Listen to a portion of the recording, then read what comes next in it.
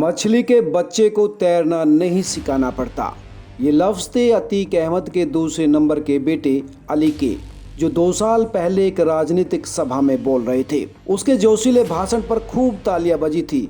हालांकि उसका राजनीतिक मंसूबा पूरा नहीं हुआ था, लेकिन इन दिनों की बात करें तो पूरा परिवार गर्दिश में है। सच तो यह है कि बाप अतीक से ज्यादा तेवर उनके बेटों के निकले। बेटों की टॉप के कॉन्वेंट स्कूलों में पढ़ाई हुई, विदेश जाकर डिग्री लेने का सपना था, लेकिन अब सभी बेटे जेल में हैं या कस्टडी में या फिर फरार। पुश्तैनी मकान मिट्टी में मिल चुका है। अतीक अहमद तो इकलौता था, मगर उसके 5 बेटे हैं, जिनमें से 2 अभी नाबालिग हैं और उन्हीं दोनों के नाम कोई आपराधिक केस फिलहाल नहीं है। फिलहाल उमेश हत्याकांड के बाद उसी रात से वे दोनों भी पुलिस कस्टडी में थे, लेकिन फिलहाल वो बाल सुधार गृह में हैं। अगर दोनों बड़े बेटों की बात करें, उमर और अली की, तो दोनों पर धमकी, अपहरण और रंगदारी मामले के आरोप हैं। और अतीक अहमद का तीसरा पुत्र असद उमेश पाल हत्याकांड में फायरिंग करता देखा गया और फिलहाल वो फरार है। अतीक अहमद के इन चहेतों बेटों ने प्रयागराज के सेंट जोसेफ कॉलेज के अलावा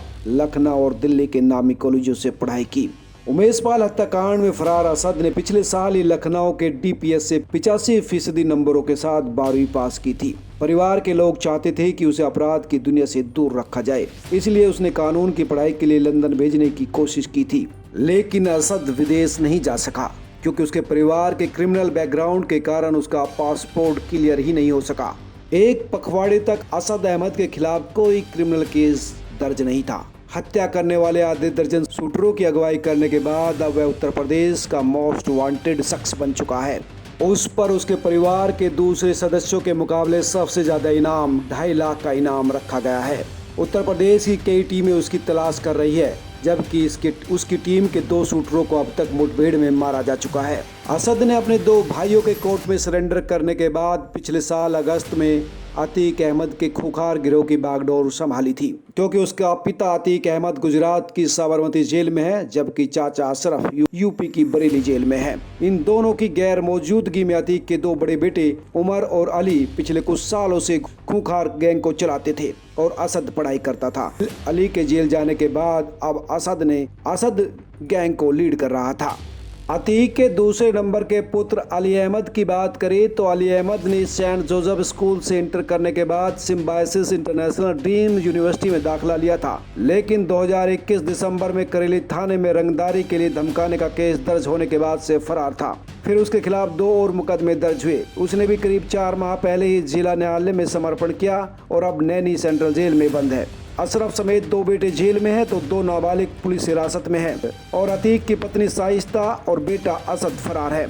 पता चला है कि अली में गैंग ऑफ वासेपुर फिल्म की तरह गैंगस्टर बनने का क्रेज था। अब पुलिस अधिकारियों का कहना है कि अतीक के बेटों के खिलाफ गैंगस्टर एक्ट के तहत ही एक्शन लिया जाएगा, क्योंकि ये सभी लोग भी गैंग बनाकर अपराध कर रहे थे। स्कूल और कॉलेज में भी माफिया के बेटे रौब के साथ रहते थे, साथ ही छात्र तो डरे सहमे ही रहते थे।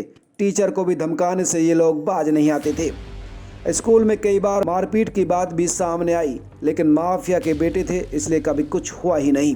पुलिस अधिकारियों को शक है कि इस पूरे घटनाक्रम को अंजाम देने के बाद असद बहराइच के रास्ते नेपाल चला गया और फिलहाल नेपाल में ही है। यानी कानून की पढ़ाई करने वाला असद इस वक्त कानून का सबसे बड़ा दुश्मन बन गया और पुलिस से छिपता फिर रहा है। दोस्तों, आप इस पूरे घटनाक्रम को लेकर क्या सोचते हैं? अपना कमेंट लिखकर जरूर बताना। अगर आपको ये खबर पसंद आई हो तो इसको लाइक जरूर करना।